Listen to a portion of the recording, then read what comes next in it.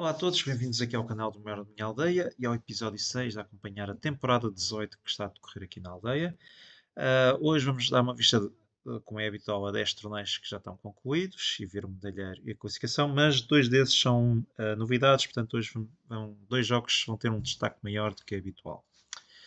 Vamos aqui aos eventos, vamos começar aqui pela temporada, ordenar aqui os que já estão concluídos e vamos correr aqui a lista até chegar aqui ao Carcassonne de Hunters and Gatherers.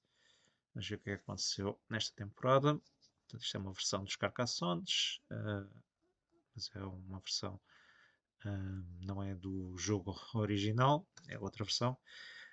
Nesta edição o Sport ganhou o torneio com 10 pontos, portanto ganhou todas as partidas. O Paiva ficou em segundo com 8 pontos.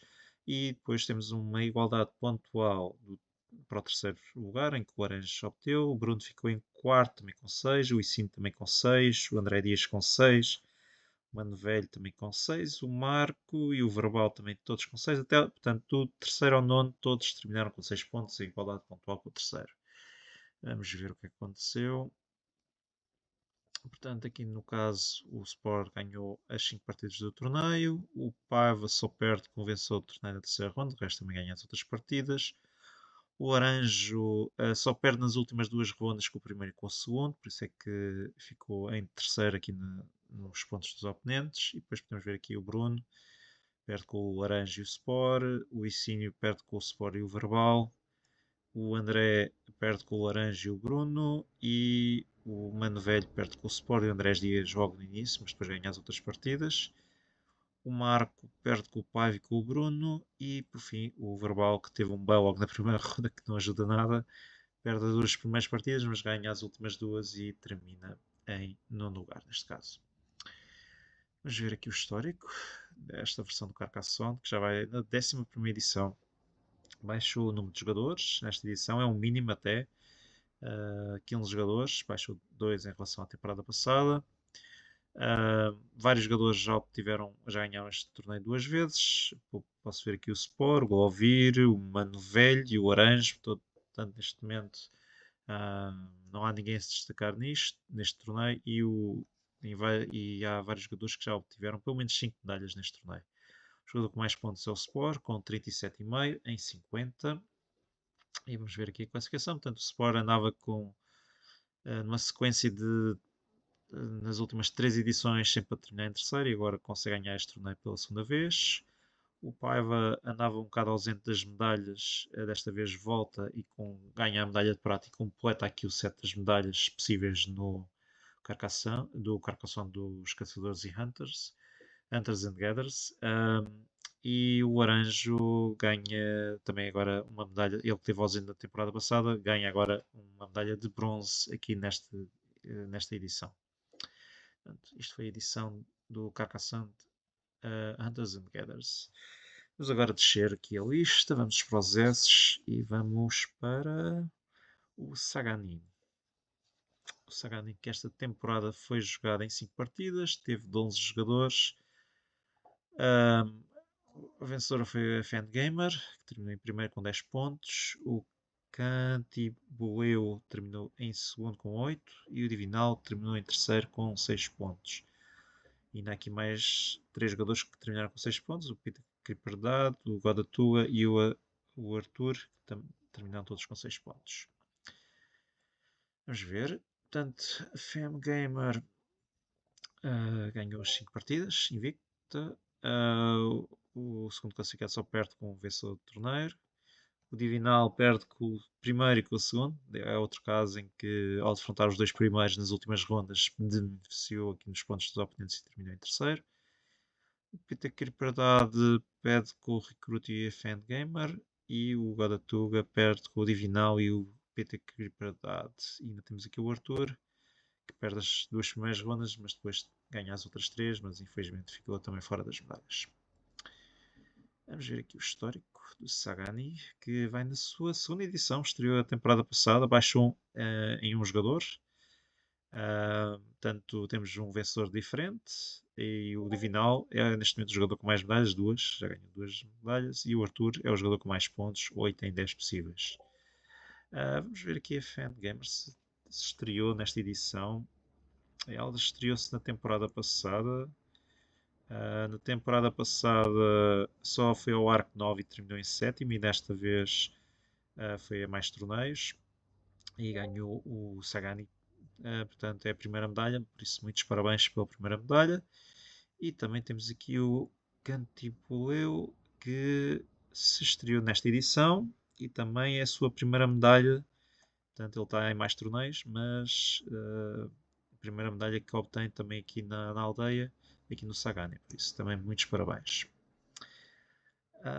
E pronto, isto foi o histórico do Sagani desta temporada. Vamos agora ao Santorini. O Santorini, que foi jogado em 5 rondas, exatamente, teve 19 participantes.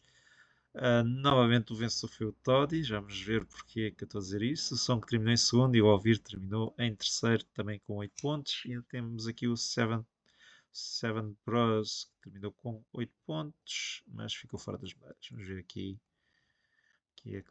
os confrontos dos primeiros. Portanto, o Toddy ganhou todas as partidas. O Song só perde com o vencedor do torneio na terceira ronda. O Alvir perde na última, que queria atribuir o ouro, e neste caso o Alvir ficou com a medalha de bronze.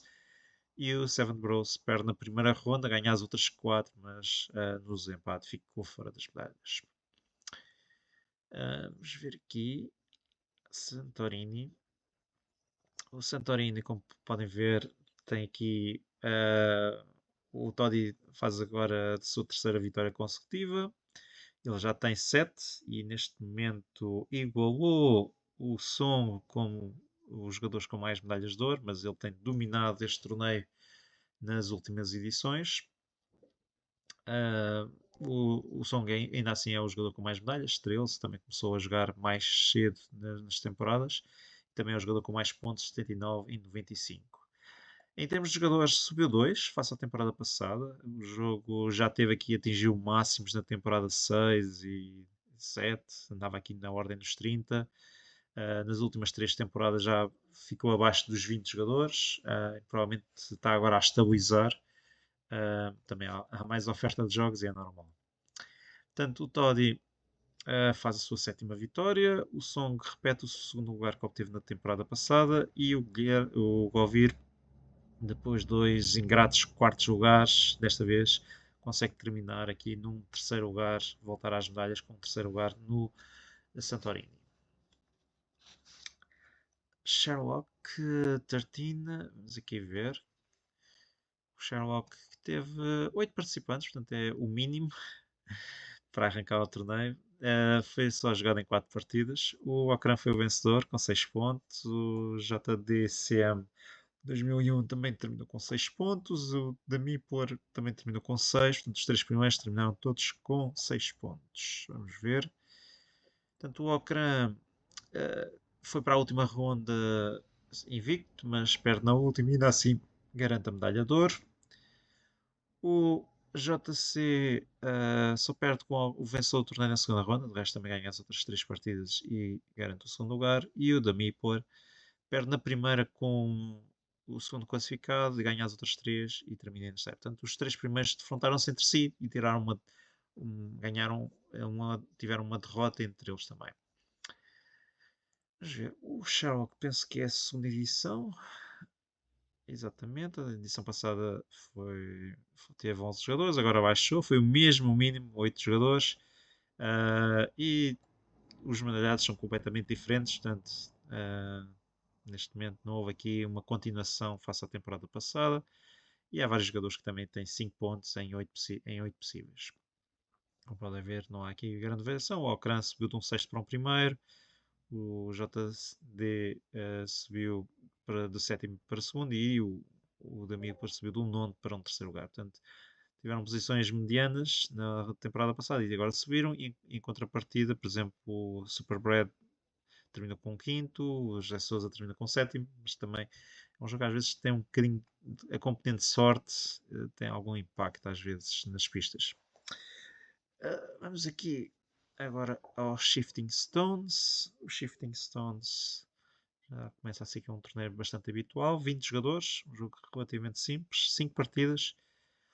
O Board Games PT foi o vencedor, o FNCS terminou em segundo com 8 pontos e o Super Sadino e o Sammy D terminaram ambos com 7 pontos. Portanto, vamos ver aqui o que é que aconteceu aos 4 primeiros.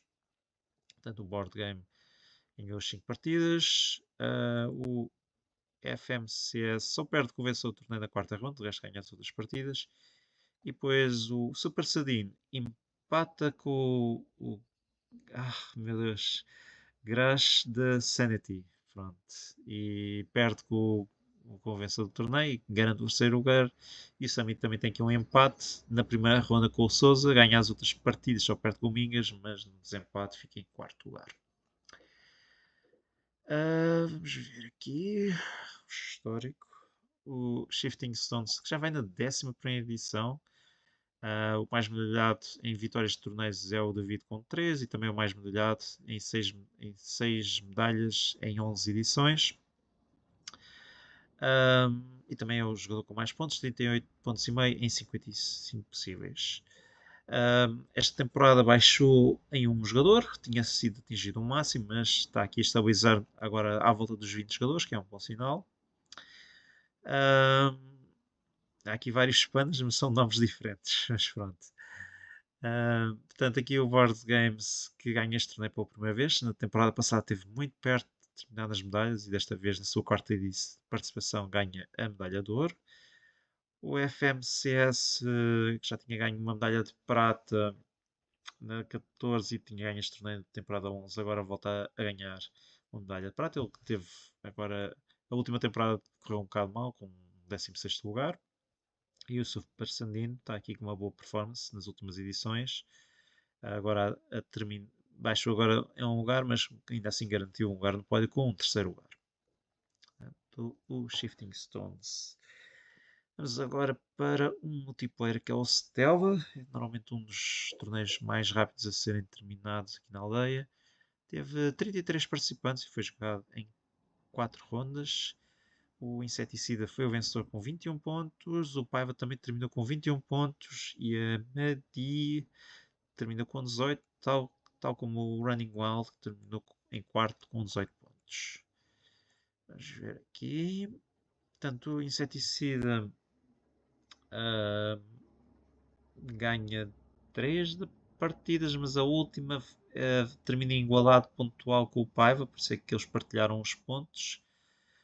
Só faz aqui um segundo lugar na segunda ronda. O Paiva tem um histórico similar, portanto começa primeiro com o segundo lugar, ganha as outras duas partidas e termina em primeiro, igualado pontual com o Ceticida na última mesa. Queria atribuir, neste caso, a medalha de ouro ou a de prata.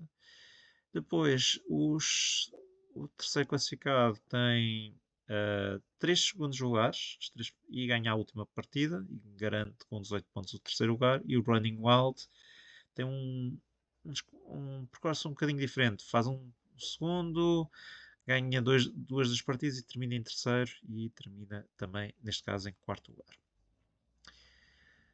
O Stella, que também é um jogo que não tem falhado, já vai na sua 10ª edição.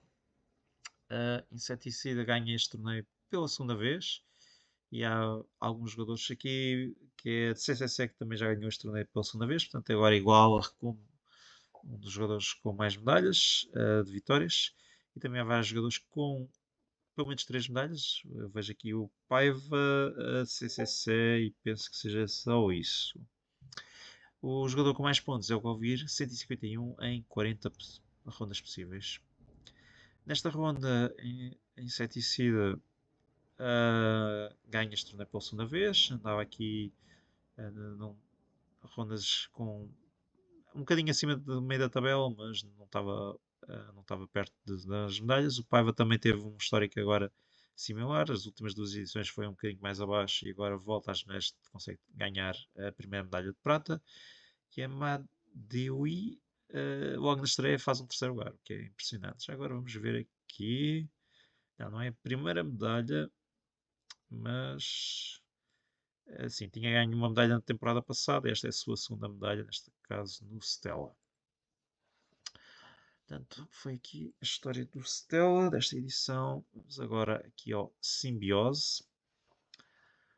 O Simbiose, que foi jogado em 5 partidas e teve 13 participantes. Aqui temos o Petrovejo, o Knowles, o Null e Nuno Moura, ambos com 8 pontos, todos os três com 8 pontos. Vamos ver o que é que aconteceu. Portanto, o Petrovejo perde com o Edo Santo na última ronda. Por acaso, o Edo Santo nem sequer estava na disputa das medalhas. O Null perde com o vencedor do torneio na quarta ronda e o Nuno perde na primeira ronda também com o Petrovejo. Portanto, aqui diria que foi um humor bem atribuído, mesmo que seja no desempate.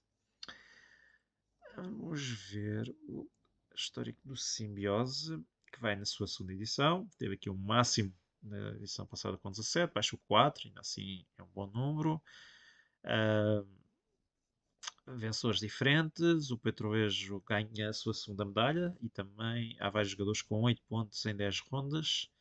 Como eu posso ver, o Petrovejo ganhou a sua segunda medalha neste torneio. O Nol,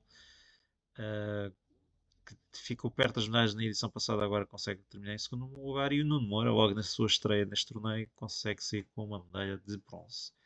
Já agora vamos ver aqui o histórico. Portanto, ele já começou na temporada 14. Na temporada 14 só foi a um jogo. Na temporada 15 ganhou 2 medalhas de bronze.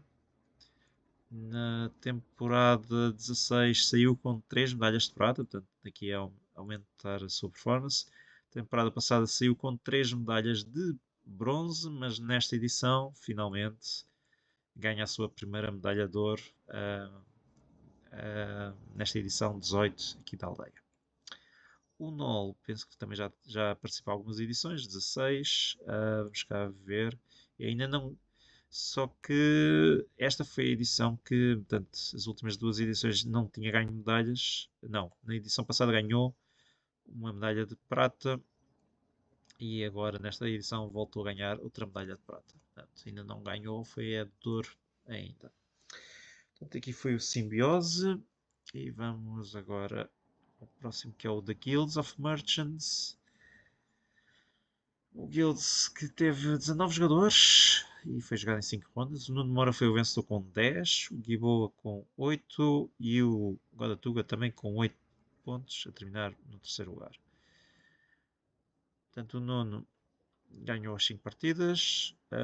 O Giboa só perde com o Nuno Moura na quarta ronda, que na realidade atribuiu aqui a medalha de ouro ao Nuno.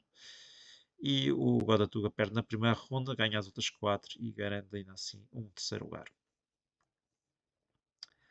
Vamos ver aqui. Portanto, The Guilds of Merchants vai na sua terceira edição, sempre com vencedores diferentes. O Godatuga é o jogador mais medalhado, já ganhou 2 medalhas neste torneio, 2 medalhas de bronze neste caso, e há vários jogadores com 11. Portanto, ainda não há ninguém aqui a dominar este jogo, se assim se pode dizer. Atingiu um mínimo, 19, ainda assim está perto aqui da conta dos 20.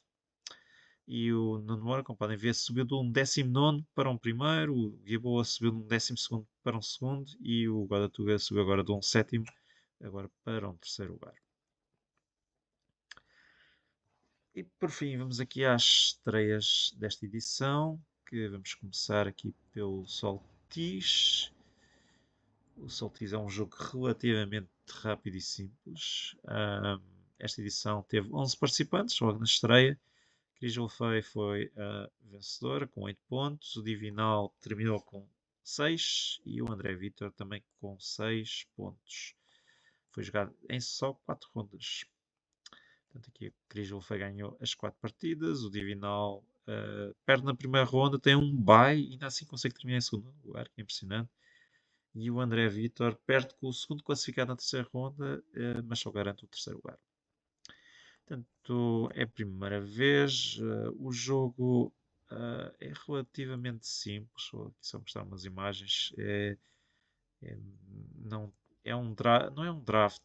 Nós jogamos umas cartas para fazer o nosso tabu e queremos fazer aqui umas ligações. Queremos fazer o maior panorama possível. Mas eu vou mais explicar com o jogo do que estar aqui a mostrar imagens. Mas aqui é uma partida. Vamos ver aqui uma partida de Cris com o André Gu. Portanto, Eu vou dar aqui uma breve explicação ao início, mas depois passo para o final para vermos a pontuação. Portanto, hum, estas cartas têm números diferentes que enquadram, por exemplo, o vermelho, o laranja e o verde vai de 1 a 10. O azul vai de 2 a 9, o rosa vai de 3 a 8 e o roxo vai de 4 a 7. A ideia deste jogo, para pontuar, é ter o maior panorama possível, e esse é o único que vai pontuar, ou seja, são cartas que vamos colocar na nossa montanha, e se tiverem todas pegadas, o maior é o que vai, cada carta dá um ponto. Depois há estas cartas da chama que são normalmente só estão aqui no topo ou nas pontas aqui nestas marcações, que só vão pontuar aqui o ponto se o panorama chegar daqui do topo até ao final. Portanto, se não tiverem a ligar, estas luzes não estão ligadas e não estão a dar pontos. E depois há outro, que é quando o jogador fizer um 4, um retângulo de 4, vai receber aqui um espírito que pode colocar aqui. Alguns espíritos dão pontos, outros não, mas pronto. Para jogar, o jogador seleciona uma destas cartas e depois ou seleciona a cor, se for a mesma, ou o número. Portanto, vamos aqui ver, por exemplo, vamos aqui, jogou um 7, tinha um 7 na mão e foi capturar, tinha este 7 roxo na mão e foi capturar o 7 está aqui, pronto, está aqui a ligar. O seu oponente mostra uma carta, faz, pronto. Vai haver um momento que não vai haver cartas com os números e o jogador joga à cega e vamos ver se e saca uma carta. Se sair, vai apanhar, se não, apanha um arco-íris, que os arco-íris, embora não dão pontos para o maior panorama, permitem ligar as falhas, porque só há uma carta por cada número. Por exemplo, aqui a Cris já não vai ter o 7, porque o seu oponente já jogou o 7, portanto não vai haver esse 7.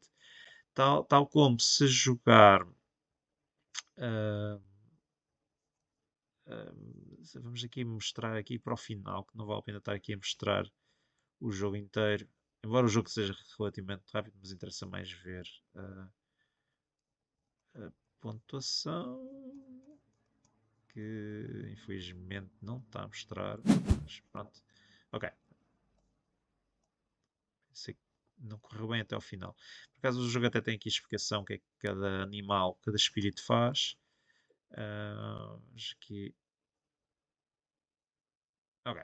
Agora não correu o erro. Portanto, aqui está aqui a pontuação, então vamos aqui explicar. Portanto, no caso da Cris, a sua maior região, ou maior panorama, é 16. Portanto, nós vamos aqui contar 1, não contamos o arco-íris, 2, 3, 4, 5, 6, 7, 8, 9, 10, 11, 12, 13, 14, 15, 16. Portanto, este é o maior panorama. Estes aqui não vão pontuar nada, porque não estão ligados. Portanto, no total dá 16 pontos. Depois, chamas as acesas, ou seja, obriga a ter aqui de cá de baixo até ao topo, e ela tem várias. Uma, duas, três, quatro, cinco, seis, sete. Se não tivessem aqui ligadas, do topo até cá abaixo, não estavam a dar pontos. Portanto, aqui consegue 7. E depois tem aqui os espíritos, portanto, logo qualquer espírito dá sempre um ponto. Aqui a águia deu um ponto. A borboleta está aqui a dar pontos, um ponto por cada símbolo de chama acesa. Portanto, a borboleta dá um ponto só por ser o animal e dá mais 7 pontos de chamas. Portanto, esta foi a pontuação 32. O André não conseguiu chegar, conseguiu acender aqui uma chama, embora este seja o maior. Faltava aqui um arco-íris para ligar, porque não havia o 4, portanto, se ligasse aumentava bastante, assim só teve 1, 2, 3, 4, 5, 6, 7, 8, 9, 10, 11, 12, 13. E se tivesse ligado aqui mais um, tinha 14, 15, 16, 17, 18, 19, 20, 21, 22, 23. Não teria feito diferença, mas teria ficado bem mais perto. Os outros animais só deram um ponto, não têm assim um, nenhuma habilidade. Esta aqui, antes de calcular, adicionam ao seu panorama todas as peças restantes da sua mão. Portanto, nenhum deles tem aqui um poder associado. Portanto, isto é o saltis, relativamente rápido, não tem assim muitas partidas, não tem muitas jogadas. Podem ver aqui que o jogo terminou na jogada 57 e mais ou menos cada jogador faz tipo 2 ou 3 jogadas, sim, 4 jogadas, mais ou menos. Portanto, não, na sua vez, pronto, 3, 4 jogadas. Portanto, muito rápido, vale a pena dar uma vista de olhos. O outro é o Wandering Towers, que também fez a sua estreia. Teve só 9 jogadores e foi jogado em 4 partidas. O vencedor foi o Malksur, o David terminou em segundo e o André Dias terminou em terceiro com 6 pontos. Aqui o Malksur ganhou as 4 partidas, o David só perde com o vencedor do torneio na primeira ronda e o André Dias também só perde com o vencedor do torneio, neste caso na segunda ronda. Vamos aqui ver. Portanto, este aqui é. O objetivo é tentarmos livrar dos nossos wizards, nossos magos, e também encher todas as poções. E para isso temos de mover os nossos magos para a torre preta para os conseguirmos livrar. Mas também temos aqui habilidades de mover estas torres. Eu vou mostrar. O jogo é relativamente simples, mas requer alguma memória, ou pelo menos lembrar onde é que estão as coisas. Então vamos aqui ver uma partida do Malksur. Vamos ver aqui esta partida. Esperemos que não seja uma partida muito longa, mas vamos só mostrar um bocadinho o início. Portanto, temos 5 magos. O nosso oponente também tem 5 magos. O nosso objetivo para ganharmos o jogo temos de colocar todos os nossos 5 magos nesta torre preta e temos de encher as poções. As poções encham quando um jogador coloca uma torre em cima de magos, independentemente de ser a cor. Portanto, e nós temos, no nosso turno, temos 3 cartas, temos de fazer 2 ações, e as cartas têm habilidades ou de mover só torres, ou de mover ou torre ou mago, aí o jogador escolhe, ou também algumas cartas só permite mover o mago. Aqui, por exemplo, aqui ele moveu, uh, moveu a torre em um espaço, apanhou os magos que estavam em baixo e por isso ganhou uma poção. As poções, portanto, é um dos critérios, tem de ter as duas coisas completas, mas as poções podem ser gastas para fazer estas habilidades. De jogo para jogo mudam. As que saíram aqui, por exemplo, é mover uma torre qualquer e o topo dela, 2 passos no sentido horário, custa uma garrafa.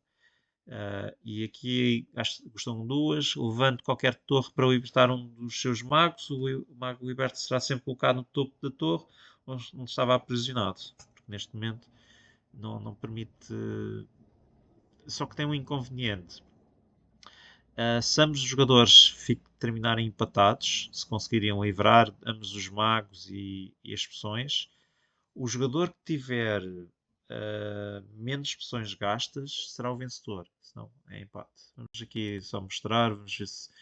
a torre preta, há aqui estes sinais azuis, que quando um mago entra na torre preta, esta torre preta anda para o próximo escudo disponível. Portanto, vamos aqui, vou só mostrar aqui a ver se eles estão... este é um bom exemplo. A torre avança e vai para aquele espaço. Portanto, a torre preta vai sempre avançar. Estas torres vão ganhando mais tamanho e vão fazendo isso. Aqui, por exemplo. Outra coisa muito importante, eu disse que há duas ações, o jogador, mas se a primeira ação o jogador terminar com o mago na torre,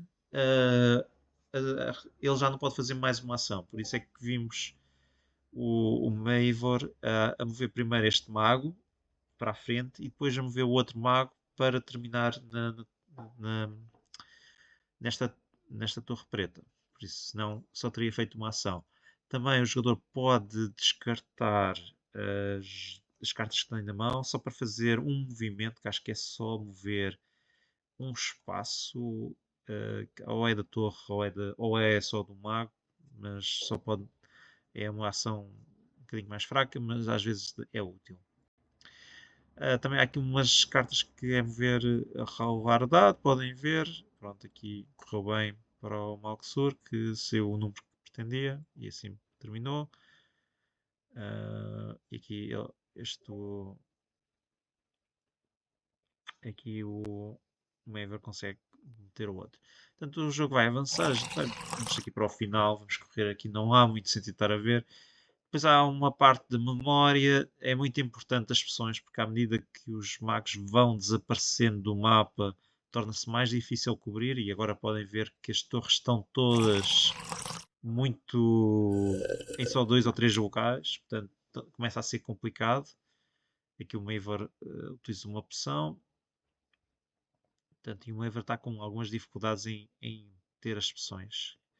As expressões gastas foram cumpridas, mas precisam de completar. Portanto, agora podem ver que os magos estão todos escondidos nas torres. E é um bocado. Mas é muito importante saber onde é que estão, até porque para o Maver ele precisa das expressões. 4 neste momento começa a ser um bocado mais complicado. Yeah. E por exemplo, aqui como a Torre Preta está num sítio com uma torre, o jogador Malksut pode movê-la.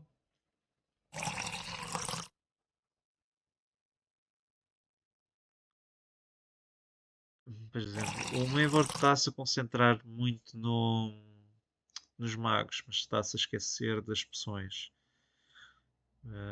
O que pode ser muito complicado.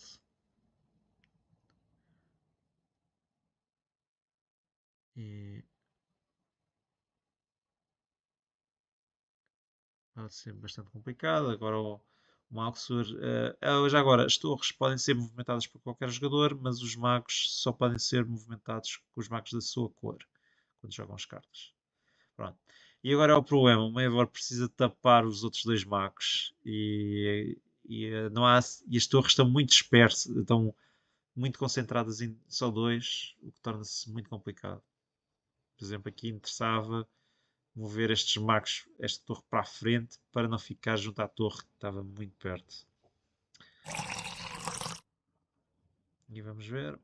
Neste momento, o Malxur precisa tapar o seu mago, porque falta-lhe uma opção. E o Maivor precisa tapar duas vezes. Portanto, andam aqui numa disputa para tapar as opções no final. Pronto. O Malxur conseguiu tapar o seu, agora é conseguir levar o mago ao cal e não permitir que o seu oponente consiga o tapar duas vezes. Portanto, é um jogo engraçado. Uh,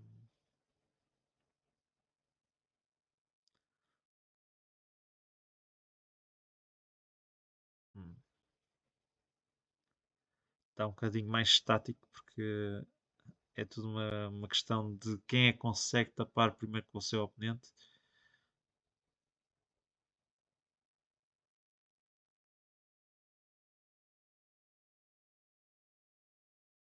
E ninguém mexe na torre que está o mago, que é um bocado. Porque o mago está aqui nesta torre 2, agora finalmente saiu. Mas pronto.